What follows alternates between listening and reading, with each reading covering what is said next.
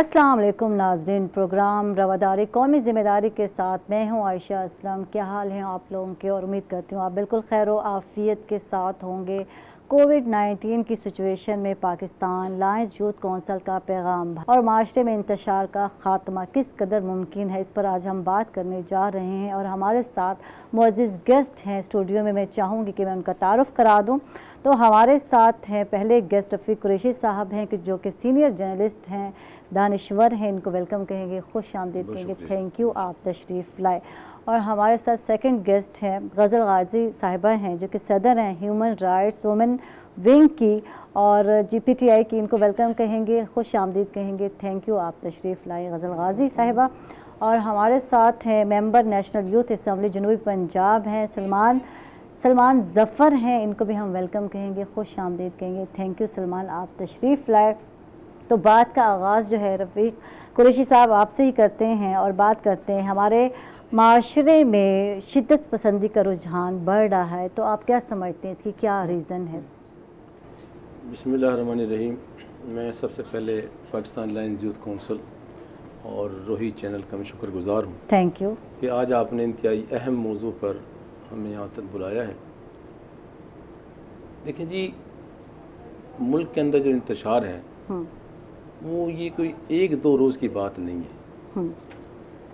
ये सदियाँ पीछे अब जब जाएंगे तो आप महसूस करेंगे कि इस पाकिस्तान के अंदर फ़िरका वाराना एक ऐसी फ़िज़ा पैदा की गई जिसके तहत मुख्तलिफ मसालिक आपस में टकराए, बिल्कुल नो डाउट, और फ़िरके की बुनियाद पर जो तनाज़ा था वो इतना शिद्दत इख्तियार कर गया कि मुआशरे के अंदर अमन व अमान की सूरत हाल बिगड़ती चली गई। और आज भी हम जब नज़र डालते हैं अपने इर्द गिर्द तो उसके पस मंज़र में यही बात महसूस होती है कि जो नफ़रतें इस मुल्क के अंदर अवाम के अंदर पैदा की गई, वो नफ़रतें ही दरअसल हमारी इंतशार का बाइस बनी।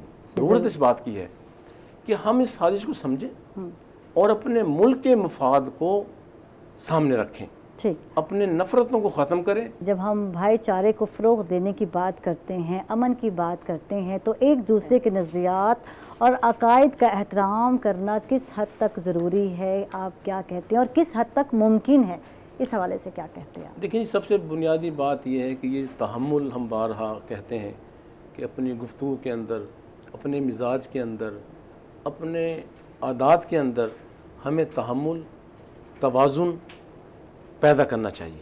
इसका फ़ायदा ये होता है कि जब आप के सामने कोई राय दी जाती है, कोई नुक्ता नज़र बयान किया जाता है, अगर आप तहम्मुल मिजाज के हामिल शख्सियत होंगे तो आप उस गुफ्तगू को सुनेंगे और उसका दलील की बुनियाद पर, इल्म की बुनियाद पर उसको रद्द करेंगे या उसे कबूल करेंगे। हमारे यहाँ जब तहम्मुल ख़त्म हो जाए, बर्दाश्त ख़त्म हो जाए, फिर वो एक दूसरे की राय का एहतराम नहीं होता। जब राय का एहतराम नहीं होता तो फिर नफ़रत पैदा होती है। बिल्कुल। इस नफ़रत के ख़ात्मे के लिए ज़रूरी है कि हम अपने अंदर उस जज्बे को फ़रोग़ दें जो हमें, इंसानियत का दर्स भी यही है कि आप अपने अंदर एक दूसरे की राय का एहतराम करना सीखें। ठीक है, अच्छा मैं बात करूँगी रफ़ीक साहब, आपसे यही पूछना चाहूँगी, कोरोना जैसी हंगामी हालात में मनफी रवैये और शिद्दत पसंदी की जब हम बात करते हैं तो इसने माशरे को किस तरह मुतासिर किया, आप क्या समझते हैं? ये बहुत आपने इंतहाई बड़ा अहम सवाल आपने पूछा है, और क्योंकि हमारा माशरा इस सवाल की जद में आया है तो मैं ये समझता हूँ कि कोरोना ये वबा है और पूरी दुनिया के अंदर ये इस वबा ने पूरी दुनिया को अपनी लपेटे में लिया। लाखों अफराद इसके लुक़्म अजल बने इस बीमारी की वजह से। पाकिस्तान भी उन मुतासरीन ममालिक में है। तो मैं ये समझता हूँ कि अगर इस मर्ज़ की जब ये पाकिस्तान में आया तो इसको रंग दिया गया, मसले के रंग दिया गया, और यही वो खौफनाक बात थी कि जिससे हमारे माशरे के अंदर इंतशार फैल सकता था, बदअमनी फैल सकती थी। लिहाजा हमारे इदारों ने, हमारी समाजी तंजीमों ने और इस मुल्क के उस तबके ने जिसने हमेशा वहदत की बात की, यकजहती की बात की, अमन और सलामती की बात की, वो अंसर आगे आए और उन अनासिर ने, उन मजहबी तबके ने उस राय का रद्द किया कि नहीं, बीमारी तो किसी को भी हो सकती है, बिल्कुल, बीमारी किसी भी मसलक के बंदे को हो सकती है, लिहाजा इसको किसी मसलक से ख़ास कर जोड़ देना ये मुनासिब नहीं है।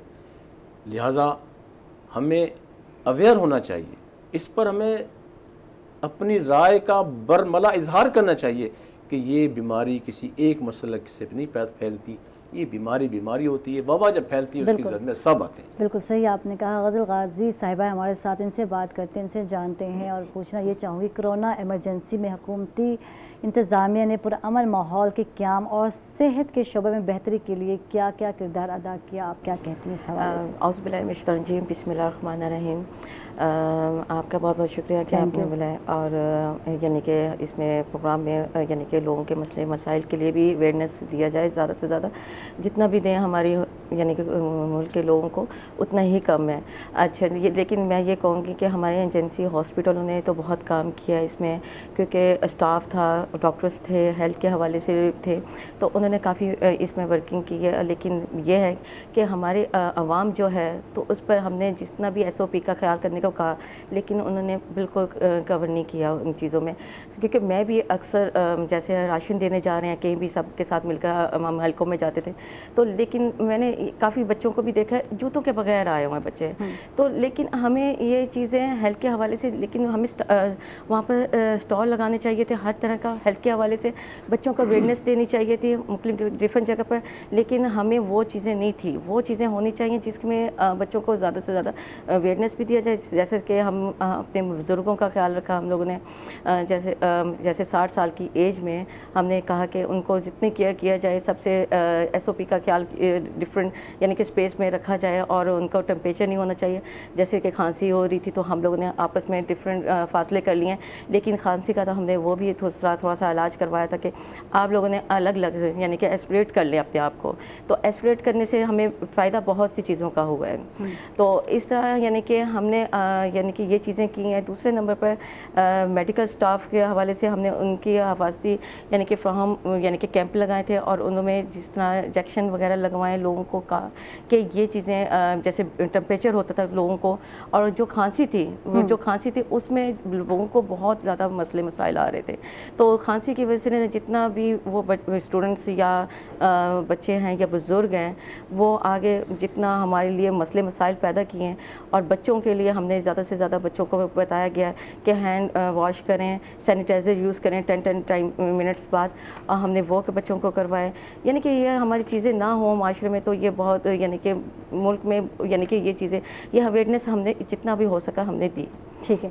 अच्छा जी, सलमान साहब हमारे साथ हैं, सलमान के साथ बात करते हैं। यूथ की जब बात करते हैं तो फिर आपसे ही बात करनी बनती है। क्या में अमन के फ़रोग़ के लिए नई नस्ल की बेहतरीन तरबियत आप क्या समझते हैं, किस तरह करने की ज़रूरत है? बिस्मिल्लाहिर्रहमानिर्रहीम। सबसे पहले थैंक यू, आपने मुझे अपने प्रोग्राम में बुलाया। Thank you. देखें, नौजवान नस्ल किसी भी मुल्क की रीढ़ की हड्डी होती है, और पाकिस्तान में 65% जो है ना नौजवान है।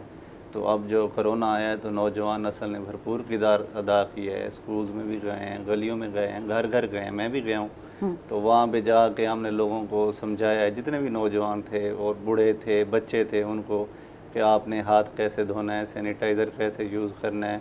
और इसके अलावा अब कोरोना की वबा में हमने क्या कहते हैं लोगों को ये भी बताया कि फ़ासला कितना रखना है। जितनी भी एहतियाती तदाबीर थी, नौजवान नस्ल ने इसमें भरपूर किरदार अदा किया है।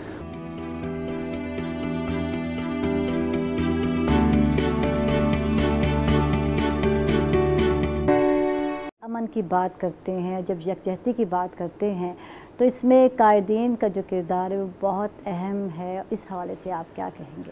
लेकिन जी, किसी भी माशरे के अंदर वो तंजीम हो, वो सियासी जमात हो, वो समाजी तंजीम हो, घर का कुनबा जो है, हर उसका एक सरबरा होता है। और जो सरबरा होता है, जो कायद होता है, उसकी बड़ी अहम जिम्मेदारी होती है। जिस तरह घर के निज़ाम को चलाने के लिए घर के सरबरा की जिम्मेदारी है कि वो घर के माहौल को हर मामले पर उसकी नज़र होनी चाहिए, इसी तरह हमारे मुल्क की जो सियासी तंजीमें हैं उन कायदीन की जिम्मेदारी है, खा वो अपोजिशन में हों, खा वो हुक्मरानी कर रहे हों, इक़्तिदार में हों, उनकी ज़िम्मेदारी ये है कि वो हर उस पहलू पर नज़र रखें कि जिससे मुल्क के अंदर बदअमनी इंतशार फैल सकता हो, और उसके बर वक्त उसके सदेबाब के लिए अपना किरदार अदा करें। जिस तरह हर तंजीम के पैरोकार होते हैं, और वो जो पैरोकार होते हैं, जो फॉलोअर्स होते हैं, वो अपने कायद की बात को तस्लीम करते हैं। अगर एक बात मैं कहता हूँ तो मेरी बात मुमकिन इतना असर अंगेजी ना दिखाए, लेकिन जब वही बात एक कायद अपने फॉलोअर्स को नीचे पहुँचाएगा, उसकी बात में एक वज़न होगा, उसकी बात लोग अकीदत के साथ, मोहब्बत के साथ और अपने सरबराह के तौर पे उसकी बात को वो सुनेंगे और फॉलो करेंगे, और उस पर फॉलो बिल्कुल, ठीक है ना जी। तो हम समझते हैं कि उनकी बड़ी अहम जिम्मेदारी है, और कायदीन जो है हम ये समझते हैं कायदीन ने इस कोरोना वबा के दौरान जब मुल्क पे ये एक वबा मुसल्लत हुई, तो उन कायदीन ने बड़ा अहम और मस्बत रोल अदा किया। मैं जानता हूँ कि मजहबी कायदीन भी, सियासी कायदीन भी, सब ने अपने आप को आइसोलेट किया, और उन्होंने वो जो SOP जो हुकूमत ने हमारी रहनुमाई के लिए हमारी हिफाजती तदाबीर के तौर पे हम तक पहुँचाए, वो खा पोजीशन का हो, खा वो इक़्तिदार में हो, उन सब अफराद ने उसको फॉलो किया। जब हम बात करते हैं कोरोना आगाही मुहिम की, तो इसमें सियासी जमातें हैं, मजहबी हैं, या समाजी क़यादत है, तो उनके मुश्तरका लाइम अमल की जो है क्या होना चाहिए, आप क्या समझते हैं? इसमें आशा बात ये है कि मैं समझता हूँ कि सबसे पहले तो जो हुकूमत ने एक SOPs जारी किए, ये वाहिद हुकूमत है कि जिसके SOPs पर तमाम कायदीन ने, तमाम जमातों ने, तमाम तंजीमों ने, खा वो समाजी तंजीमें हों, खा वो मजहबी तंजीमें हों, खा वो सियासी तंजीम हों, उन्होंने उसको अडॉप्ट किया और उन्होंने उस पर अमल किया। और यकीन करें कि बड़ी मैं ऐसे मजहबी जमातों के कायदीन को जानता हूँ कि वो आइसोलेट हो गए, उन्होंने अपनी सियासी सरगर्मियाँ मुअत्तल कर दी कि जब तक ये वबा इस मुल्क में ज़ोर शोर के साथ जारी है, उस वक्त तक हम अपने आप को महदूद करेंगे। तो लिहाजा कायदीन जो हैं उन्होंने इस पर अमल किया है, और यही किरदार है समाजी तंजीमों का कि उन्होंने इसको फॉलो किया और अपने जो उनके नीचे उनके मानने वाले थे, वर्कर्स थे, उन तक वो बात पहुंचाई। और मैं समझता हूँ कि पाकिस्तान में अगर आज कैजुअलिटी का जी शरह जो है, रेशो जो है वो कम है, तो उसकी वजह भी यही है कि आपके जो SOPs जो हुकूमत ने जारी किए, उनको आपके मजहबी क़यादत ने, आपकी सियासी क़यादत ने और आपकी समाजी तंजीमों ने उसको अवाम तक पहुँचाया। आप देखें मसाजिद में, ये तो ख़ुद वज़ीर आज़म ने इस बात को एक्नॉलेज किया कि मसाजिद ने सबसे ज़्यादा इस पर अमल किया है कि उन्होंने वहाँ से सफ़े हटा दी और रोज़ाना की बुनियाद पर वो बाकायदा उस फ़र्श को वो सैनिटाइज़ करते थे उसको ना। और सफ़ बंदी मैंने खुद देखा है, आप लोगों ने भी, आपके चैनल ने भी दिखाया है कि सफ़ बंदी जब होती थी तो वो 6 फुट का फासला रखते थे, समाजी फासला उन्होंने इस पर रखा। और आज भी मैं कि मसाजिद जानता हूँ, आज भी इस पर अमल हो रहा है।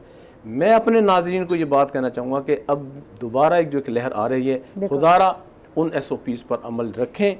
ये जो समाजी तंजीम हमारी PLY Pakistan alliance youth council, मैं ये समझता हूँ कि उन्होंने बड़े वक्त पर ये फैसला किया है कि आवाम को आगाही दे रही हैं, और ये आगाही जो है इंशाल्लाह इसके बड़े मस्बत नताइज सामने आएंगे। हमें चाहिए कि इनकी कोशिशों को बारावर बनाने के लिए, इनकी कोशिशों को ज़िंदा रखने के लिए, तो हमें चाहिए कि उस पर अमल करें। SOPs पर हम समाजी फासला रखें, हम मास्क का इस्तेमाल करें और हम सैनिटाइज़र का इस्तेमाल करें। हम जो मेल जोल है बगलगीर होने से बचा जाए, जहाँ गैदरिंग ज़्यादा हो वहाँ भी बचा जाए, ठीक है, अवॉइड किया जाए, कोशिश की जाए कि वहाँ जो है कम से कम आप जो है जमा हो, ये बेहतर है आपके लिए। गज़ल गाजी साहिबा, आपसे बात करना चाहूँगी, क्या में अमन की जब हम बात करते हैं तो कानून साजी का जो की अहमियत है उस पर हम बात करेंगे, आप क्या कहेंगे इस हवाले से? जैसा कि हम अमन के हवाले से आपने बात की है, तो असम्बलियों में जैसे मीटिंग्स वगैरह की गई हैं, उसमें बताया गया है कि हम आपस में अमन और प्यार मोहब्बत से, रवादारी से रहें, क्योंकि अगर हम लोग एक मैसेज को गलत वे में पहुंचाएंगे तो नेगेटिव जाएगा और आपस में लड़ाई झगड़ा होगा। तो हमने बहुत ख्याल से हर जगह हमने सब कुछ किया है और मिलकर, यानी कि ये सब यानी जैसे लोग हैं कि समाजी हों या पॉलिटिक्स के हो गए हैं, दूसरे हो गए, तो सब ने अपना किरदार बहुत अच्छा भरपूर किरदार अदा किया है, क्योंकि हमें प्यार मोहब्बत और अमन से रहना चाहिए और इसी में रवादारी हमारी है। और लेकिन अपने मुल्क को चलाने के लिए हमें जितना भी हो सकता है तो इसमें काम करना चाहिए। ठीक है, माशरे में इंतशार के ख़ात्मे और हमआहंगी के फ़रोग़ के लिए मुंतखब जो अवामी नुमाइंदे हैं उनका क्या किरदार होना चाहिए किसी भी फोरम पर, आप क्या कहते हैं इस हवाले से? यह है कि हमने तो अपनी तरफ से ज़िले की तरफ से बहुत कुछ किया है, तो लेकिन हमें और भी मज़ीद इसमें अपने आप को आगे किरदार अदा करना चाहिए, क्योंकि SOP का हमने जितना ख्याल किया है और उसमें अभी जिस तरह वबा आ रही है दोबारा से, उसमें यह है कि क्या नाम है, ये मौसम चेंज हो रहा है एक तो, ठीक है, हमें उसका ख्याल करना चाहिए, क्योंकि ये सर्दियों में ही ज़्यादा आता है। तो अब मौसम जैसे ये हो रहा है, तो उसमें ना हमें जितना भी केयर करनी चाहिए, अपने बुज़ुर्गों को सेव करना चाहिए, अपने बच्चों को सेव करना चाहिए।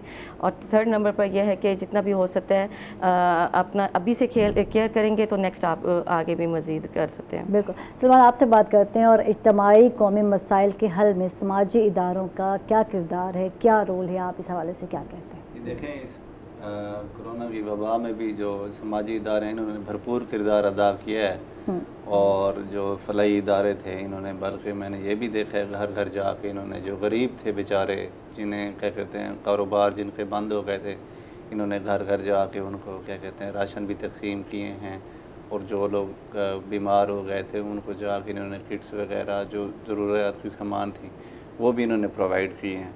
तो छोटी छोटी इन्होंने कमेटियाँ तश्कील दी थी, तो अपनी मदद आपके तहत भी इन्होंने काफ़ी कुछ किया है जो समाजी हमारी फलाई तंजीमें हैं। बाकी ये है कि अब कोरोना की जैसे आप कह रहे हैं दूसरी लहर आ रही है, इसमें भी ये मैंने देखा है भरपूर एक्टिव हैं, और पाकिस्तान में दूसरे ममालिक की निस्बत कोरोना कम है। उसकी वजह ये यहाँ पे अच्छे से डिसिप्लिन तरीके से इसको कंट्रोल किया गया है, और गवर्नमेंट में इसमें भरपूर साथ दे रही है।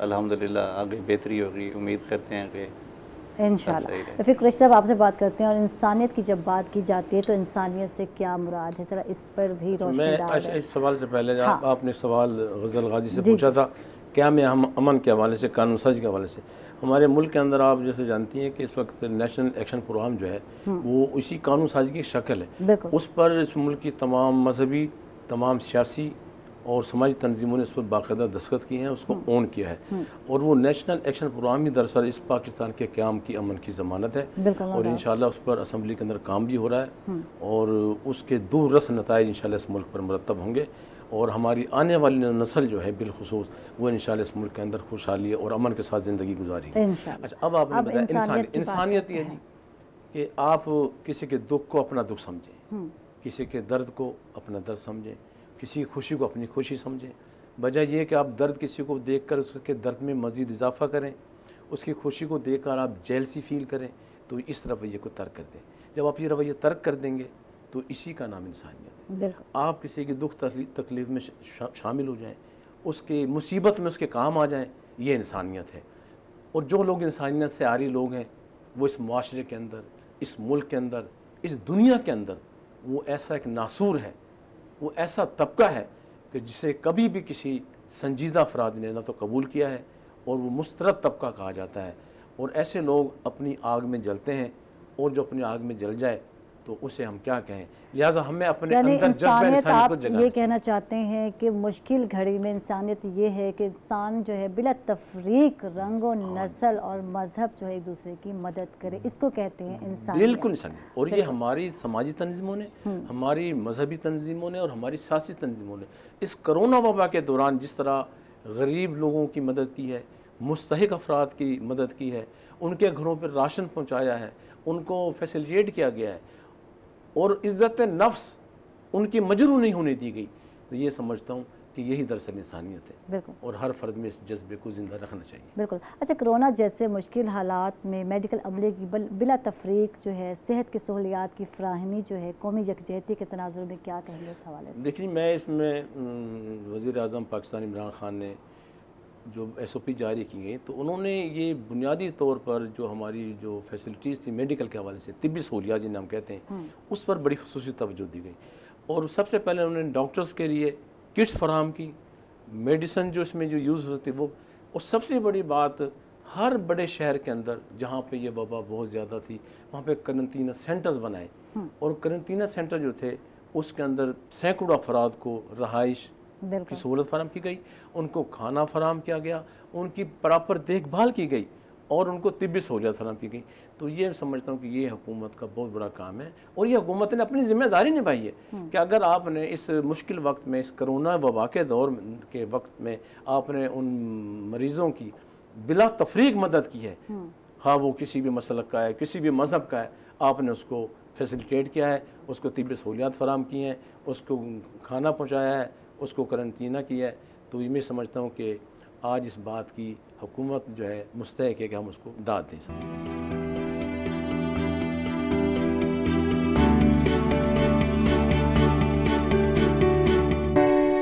गाजी साहब आपसे बात करेंगे और रोशन ख्याल और एतदाल पसंद रवैये की जब हम बात करते हैं तो इस वक्त इस रवैये की किस कदर अशद ज़रूरत है, आप क्या समझती हैं? जैसा कि आपने कहा कि इस मौके पे SOP का ख्याल रख रहे हैं हम लोग, तो लेकिन हमने अपने माशरे में यानी कि जिस तरह मैसेज हम लोग फैला रहे थे, तो उसमें ये है कि हमें एक दूसरे का ख्याल रखना चाहिए और दूसरा झूठ नहीं बोलना चाहिए, और जो भी मसले मसाइल आते हैं अपने अमन रवादारी से हमें एक दूसरे के पेश आएँ। अच्छा रफ़ीक साहब आपसे बात करते हैं और बात करते हैं क़याम अमन की, तो इसमें कानून साजी की जो अहमियत है वो किस कदर ज़्यादा है, क्या कहेंगे आप इस हवाले? जी मैं गज़ल गाजी की बात को सेकंड करना चाहूँगा, थोड़ा सा बहुत अच्छी बात की, इसी बात को आगे बढ़ाऊँगा मैं जी जी कि देखें जी रोशन ख्याली जब आप कहते हैं तो आपके जहन में फौरी तौर पर इसका जो मुतबादिल है, इसका जो मुतजाद है वो कदामत पसंदी है, वो रिजत पसंदी है, और जो दरमियानी रास्ता है वो इत्तदाल का रास्ता है। और बहैसियत हम कोई भी मसलक है, कोई भी मज़हब है, वो इस बात की तालीम देता है कि अपने रवैयों में, अपने रहन सहन में, अपने तर्ज ज़िंदगी के अंदर आप तवाज़ुन पैदा करें, आप एतदाल का रास्ता इख्तियार करें। और जो भी कौमें एतदाल का रास्ता इख्तियार करती हैं, तवाज़ुन अपनी ज़िंदगी के अंदर रखती हैं, उनकी तर्ज ज़िंदगी मिसाली होती है और उस मुल्क के अंदर खुशहाली होती है, बदअमनी नहीं होती, अमन अमान के साथ वो ज़िंदगी गुजार रहे होते हैं। अब आपका सवाल था कि क़याम अमन के लिए कानून साजी की क्यों ज़रूरत है। जैसे मैंने आपसे पहले कहा कि क़याम अमन के लिए कानून साजी की तो बहुत ही ज़रूरत है और ये लाजमी ज़ाहिर है। मुआशरा एक नज़म ज़ब्त का नाम है, उसी नज़म ज़ब्त होगा, कानून साजी होगी। अफराद को एक दायरे के अंदर रखने के लिए कानून साजी की बड़ी सख्त ज़रूरत होती है और इसकी अहमियत का किसी ने कभी भी इनकार नहीं किया जाता। ठीक है, तो बैनुल मज़ाहिब और बैनुल मसालिक जो है हम आहंगी किसे कहते हैं, आप कुछ इस पर? देखिए बात यह है कि ये तो खुद आपके सवाल में इसका जवाब है कि जब आप बैनुल मज़ाहिब हम आहंगी की बात करते हैं, बैनुल मसालिक हम आहंगी की बात करते हैं, तो इसका मतलब ये है कि हाँ वो कोई भी मसलक है और वो कोई भी मज़हब है, उनमें आपस के अंदर हम आहंगी होना बहुत ज़रूरी है। बिल्कुल, हम ये नहीं कहते किसी को कि भाई आप फ़लाँ का मसलक इख्तियार कर लें, आप फ़लाँ का मज़हब इख्तियार कर लें। हम ये कहते हैं कि अपनी ज़िंदगी को जब गुजारने के लिए आप इकट्ठे होते हैं तो उसको इत्तदाल के साथ गुजारें, हम आहंगी के साथ गुजारें, एक दूसरे की बातों को बर्दाश्त करके गुजारें, एक दूसरे पर तनकीद ना करें। माशरे के मुख्तलिफ अकायद के जो लोग हैं उनके दरमियान हम आहंगी कैसे फ़रोग़ दी जा सकती है, इस हवाले से क्या? मैं पहले कहूँ कानून साजी के हवाले से। देखिए कानून साजी इसलिए ज़रूरी है कि इस वक्त ना हमारे माशरे में, हमारे मुल्क में बिलखुसूस जो है इस वक्त दुश्मन ने फिर फ़िरकावारियत की आग को भड़काना चाहे। हम ये समझते हैं कि तफरकाबाजी, फ़िरकावारियत की उसको रोकने के लिए कानून साजी बहुत ज़रूरी है। हमारी जो मुक़द्दस शख्सियात हैं वो किसी भी मसलक की हैं, वो किसी भी मज़हब की हैं, उनका एहतराम बहुत ज़रूरी है। इसके लिए कानून साजी बहुत ही लाजमी है और इस पर हमारे जो साहिब इक़्तिदार हैं, जो खा वो अपोजिशन में है और पार्लियामेंट में मौजूद हैं, उन्हें अपनी ज़िम्मेदारी को अदा करना चाहिए। अब अगली बात आप कह रही थी कि इसका मुख्तलिफ अकायद के जो लोग हैं उनके दरमियान हम आहंगी को कैसे फ़रोग़ दिया जा सकता है? उसके लिए देखें जी बुनियादी बात तो ये कि पहले तो आपस में मीटिंग्स होनी चाहिए उनकी, उनमें बाहमी मेल जोल के सिलसिले को बढ़ाया जाए। अच्छा वो बाहमी जो मेल जोल है वो आप इजलास के ज़रिए भी कर सकते हैं, आप अच्छे खाने की टेबल पे भी आप उन्हें इकट्ठा कर सकते हैं। और जब ये देखें कहा जाता है कि आप अगर किसी को जानना चाहते हैं, किसी के बारे में आगाही हासिल करना चाहते हैं, आप उसके साथ खाना खाएं, आप उसके साथ सफ़र करें, तो फिर आप पर उसके राज खुलेंगे कि वो शख्सियत है क्या, वो इंसान किस नौइयत का है, वो अच्छा है बुरा है। इसलिए हमें चाहिए कि हमें इस अकायद मुख्तलिफ़ अकायद के लोगों को आपस में मेल जोल के लिए मुख्तलिफ़ मौक़े फ़राहम करने चाहिए। इनके तरबियती वर्कशॉप होनी चाहिए, इनके लिए कोई सेमिनार्स मुनक़्क़िद होने चाहिए और ऐसे फोरम्स का इनक़ाद होना चाहिए जहाँ ये मिल बैठकर अपने नज़रियात का बाहमी तबादला ख्याल करें और अच्छी बातों को अडॉप्ट करना चाहिए, वो किसी भी मज़हब मसलक की। ठीक है, गज़ल गाजी साहब आपसे बात करते हैं, कोरोना ने हमारे माशरे को किस कदर मुतासिर किया है, आप क्या कहते हैं इस हवाले से? उन्होंने बहुत मुतासर किया है, क्योंकि जिस तरह हमारे मुल्क में जैसे ये बीमारी जब आई तो काफ़ी लोग परेशान काफ़ी हो गए थे कि ये क्या चीज़ है, कई लोगों को पता ही नहीं था कि ये क्या है। तो काफ़ी यानी कि हम परेशान हुए, हमें भी ये चीज़ फर्स्ट टाइम भी सुनने में अपनी लाइफ में मिली। तो लेकिन ये चीज़ ऐसी बीमारी है कि इसमें हम अपने आप को जितना भी सेव कर लें तो एक दूसरे से सेफ़ नहीं हो पा रहे थे हम लोग। जिस तरह हमें पता चल रहा था कि कोरोना के ये नुकसान आते हैं, फ़लाँ मसले मसाइल हैं, हमें अब SOP का ख्याल रखना चाहिए, हैंड वॉश करना चाहिए। फिर बच्चों को भी करवाते थे तो बच्चे भी यानी कि जैसे बाहर चले गए हैं तो केयर नहीं की, फिर बच्चे आपस में खेल रहे होते हैं तो वो हमें अब देख रहे होते हैं कि हाँ जी बच्चों को कैसे रोकें। हम रोक नहीं सकते क्योंकि एक बच्चों को रूटीन के साथ आदत सी पड़ी होती है। सेकेंडली जैसे स्कूल गोइंग थे, अब बच्चे अब जैसे मसले मसाइल जितने हुए हैं बच्चों की अब तालीम में कितना इफेक्ट हुआ है। अभी जैसे स्कूल ओपन हुए हैं तो बच्चों के लिए बड़े मसले मसाइल हो रहे हैं, बच्चे अभी स्कूल जाने के लिए रेडी नहीं है। अब टाइमिंग पीरियड जो टाइम का मसले मसाइल हो रहे हैं, और दूसरे मसले मसाइल के साथ साथ देखा जाए हमने अपनी फैमिली को जैसे इतना टाइम दिया है, उसमें एक साथ हम फैमिली को देते थे तो उसमें भी SOP का अपने इतना ख्याल रखते थे। तो लेकिन हमें एक दूसरे के यही पता चलता है कि हम लोग एक दूसरे की कितनी केयर कर सकते हैं, अपनी फैमिली का, घर वालों का, बाहर के लोगों का। और दूसरे नंबर पर यह है कि जैसे कि बाहर के लोगों के साथ हमने जितनी अवेयरनेस दी है, लोगों को बताया है और घर घर जाकर बताया है, और लोगों को यानी कि जिस तरह एक स्कीम आई थी खान साहब ने वो दी थी बच्चों यानी कि फैमिली के लिए, सिक्योर के लिए, कि आप रोज़गारी तो ख़त्म हो चुकी थी तकरीबन, तो उसके लिए हमने वर्किंग की, उसके साथ लोगों के साथ काम किया हमने। लाजमी नहीं है कि पॉलिटिक्स के साथ, हमने दूसरे भी समाजी काम भी के साथ साथ किए। मैं rotary club Multan mid town की जॉइंट सेक्रेटरी भी हूँ, तो मैं उनके साथ भी मिलकर मैंने डिफरेंट राशन दिए हैं हम लोगों ने मिलकर। तो लेकिन यह हमने अपना किरदार अदा किया है, लाजमी नहीं मैंने किया है, सब ने किया है, सब बहन भाइयों ने जो जिनके भी अपने बिहाफ पर जितना भी अपना कुछ कर सकते थे अपने बिहाफ पर, सब ने अपना हिस्सा डाला है। ठीक है, अच्छा हमारे साथ बिल्कुल सलमान हैं, इनसे बात करते हैं। और जब कोरोना की बात हो रही है तो यकीनन इस मोहलिक मर्ज़ की जब हम बात करते हैं तो इसके बचने के लिए क्या हिफाजती इक़दाम उठाने चाहिए और जो समझते हैं आपके ज़रूरी हैं? जी देखें जी, अब जो मुश्किल ये है कि 5 महीने तो स्कूल वगैरह सब कुछ बंद रहा है, लॉकडाउन रहा है, अब ये दोबारा खोला जा रहा है। तो इसको जब जैसे ही खोला है तो अब मसाइल भी ज़्यादा बढ़ रहे हैं, क्योंकि अब कोरोना की जो दूसरी लहर है वो अभी आई हुई है। तो अब इसके लिए ये है कि स्ट्रिक्टली तौर पे ना मैं ये कहता हूँ कि गवर्नमेंट को बल्कि फ़ाइन भी करना चाहिए, लोगों को सैनिटाइज़र और मास्क वो रखें अपने साथ, और क्या कहते हैं हैंड वाश हो गया, और क्या कहते हैं मास्क हो गया, ये भी ज़रूरी कर दें स्कूल्स और कॉलेजेस में। और मैं ये समझता हूँ जो पार्क्स वगैरह हैं, जहाँ जो गैदरिंग वाली जगह है, वो गवर्नमेंट को चाहिए बैन करनी चाहिए। स्कूल में भी जब बच्चे बैठे हैं तो वो भी 4-4 फीट के फैसले पे, और ऑफिसेज में भी इसी तरह से, और सारे पाकिस्तान में ना। तो रफ़ीक साहब आपसे बात करते हैं और ये जानते हैं कि किसी भी हंगामी सूरत हाल में निपटने के लिए आइंदा हिकमत अमली क्या होनी चाहिए? देखिए जी, हुकूमत ने तो दोबारा से हमें सबको अलर्ट कर दिया है और हमें ये कहा गया है कि वो जो SOPs हैं उस पर अमल करें। दूसरी लहर आ रही है और मैं तो पढ़ रहा था कल भी कि पाकिस्तान में कोई 500-600 केसेस सामने दोबारा आ चुके हैं। तो इसकी संजीदगी से इसको लेना चाहिए और इससे निपटने के लिए जैसा एक नारा पहले भी दिया गया था कि इससे हमें डरना नहीं चाहिए और इससे हमें बचना चाहिए, और इसलिए हमें बचने के लिए मास्क का इस्तेमाल करना चाहिए और सैनिटाइज़र का इस्तेमाल करना चाहिए। समाजी फासला जैसे ये 6 फुट का आपने पैदा किया, बिल्कुल इसको हर जगह इसको करना चाहिए। इस पर कायम भी रहना है। और मैं आखिरी सवाल आपसे पूछना चाहती हूँ, मजहबी हम आहंगी जो है अमन के क़याम के लिए किस कदर ज़रूरी है? रफ़ीक साहब आप क्या कहते हैं इस हवाले? ये मजहबी हम आहंगी इंतहाई ज़रूरी है। किसी भी माशरे में, किसी भी मुल्क के अंदर मजहबी हम आहंगी माशरे को तरक्की का रास्ते पे डाल सकती है, खुशहाली के रास्ते पे डाल सकती है। और हम इसी मजहबी हम आहंगी के लिए हम समझते हैं कि तमाम जो हमारी मजहबी क़यादत है वो पहले भी इस पर यकसू है, और अगर चंद कुछ अनासिर ऐसे मौजूद हैं तो उनका हमें कला खमा करना चाहिए, उनका सद्देबाब करना चाहिए, उन पर हमें निगाह रखनी चाहिए। और मजहबी हम आहंगी के लिए एक दूसरे के साथ उसके दुख सुख में शरीक होना चाहिए, एक दूसरे की तकलीफ़ को अपनी तकलीफ़ समझना चाहिए। तो मैं समझता हूँ कि इससे हम आहंगी पैदा होगी। और बैनुल मज़हब हम आहंगी में बुनियादी बात यह है कि हमें आपस में मेल जोल को बरकरार रखते हुए किसी के अकीदे को छेड़ना नहीं चाहिए, अपने अकीदे को छोड़ना नहीं चाहिए, तो इंशाल्लाह माशरा खुद ब ठीक हो जाए। थैंक यू रफ़ीक साहब, बहुत बहुत शुक्रिया। रफ़ीक कुरैशी साहब हमारे साथ है, सीनियर जर्नलिस्ट और रवादारी कौमी ज़िम्मेदारी में के प्रोग्राम में आपने शिरकत की, आपका बहुत बहुत शुक्रिया। गज़ल गाजी साहब आपका बहुत बहुत शुक्रिया, आप तशरीफ़ लाएँ। सलमान ज़फ़र साहब आपका बहुत बहुत शुक्रिया। इसके साथ ही नाज़रीन आयशा को देंगे इजाज़त, अपना ढेर सारा ख्याल रखेंगे, साथ अपने साथ दूसरों का भी ख्याल रखेंगे। अल्लाह हाफ़िज़।